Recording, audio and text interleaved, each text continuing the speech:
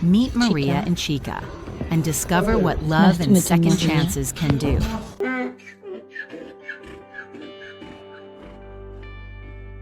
Every morning, I wake up to the sound of braying.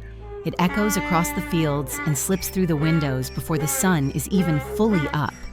Some people might find that annoying, maybe even chaotic, but to me, it's comforting. It's how my days begin, with the voices of two of the most special souls I've ever met, Maria and Chica.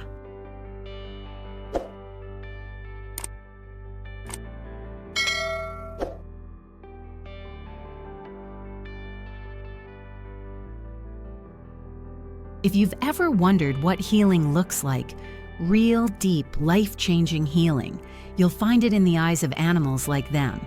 And if their story touches your heart the way it's touched mine, I hope you'll like and share this video so more people can see what love, compassion, and second chances can truly do.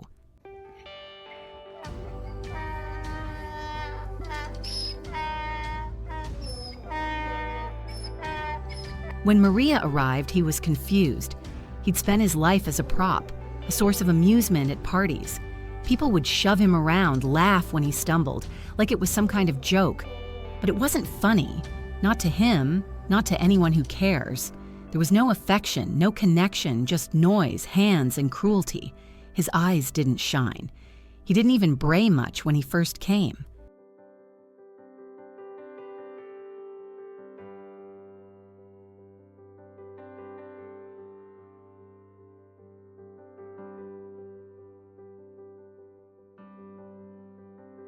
Then there's Chica, gentle, quiet Chica. She came from a different place, but her experience was just as lonely.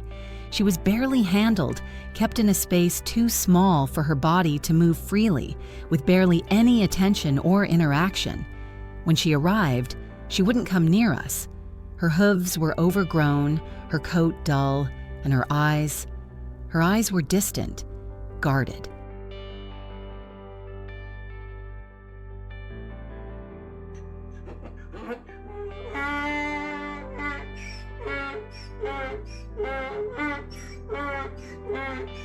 But here's the beautiful part. They both changed, slowly, not all at once. Healing isn't a straight line, especially not for souls who've been let down by humans before.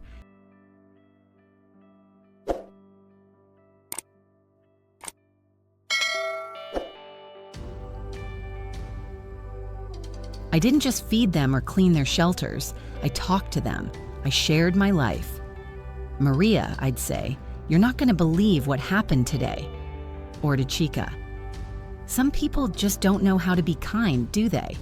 And I swear, Chica would lean her head ever so gently toward mine, as if to say, "I know." Maria would usually interrupt with a playful nudge or try to lick my face. And sometimes, when he got too excited, he'd go straight for the ears. "Maria, number not the ears again." I'd laugh, and that laughter, that came from a place in me that had also forgotten what it felt like to trust.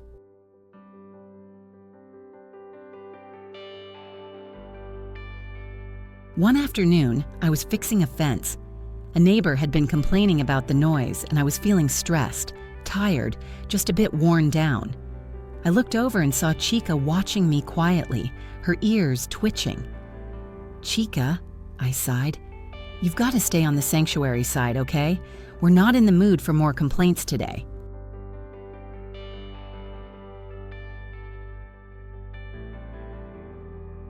She blinked, stepped forward and rested her head near my shoulder. No bray, no fuss, just presence, calm and real. And I realized they really were listening, not just to my words, but to my emotions. They felt it all. That's when the connection deepened.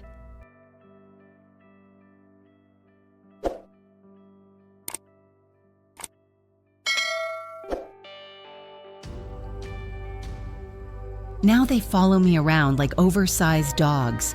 Maria always trying to get attention first, bumping into Chica, nudging my back, even nibbling the pockets where he knows I hide the carrot bits. Chica is more graceful, more measured, But if she thinks Maria's getting too much attention, she'll quietly wedge herself in between us. She may not be loud, but she knows what she wants.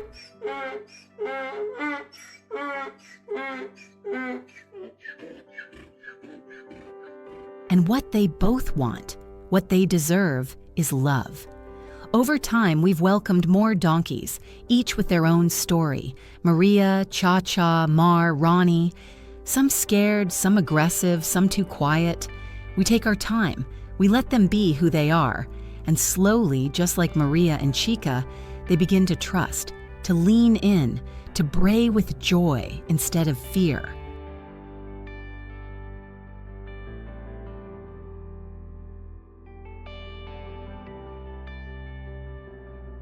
Chica now loves belly rubs. She doesn't flinch anymore when we touch her. She's even developed a habit of presenting her butt with a little shuffle, her way of saying, "Right here, please," a little to the left.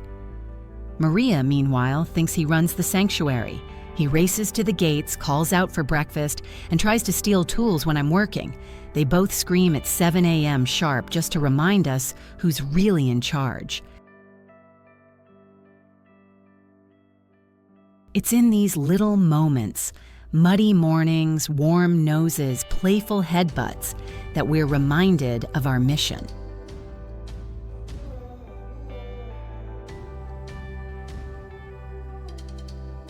We're not here to just save animals. We're here to show them that life can still be good, that people can still be kind, that they are not forgotten.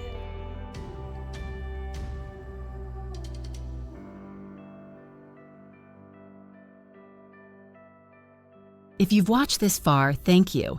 Maria and Chica are only two among many who've found safety here, but there are still so many more waiting for their second chance. And we can't do it without people like you, people who care.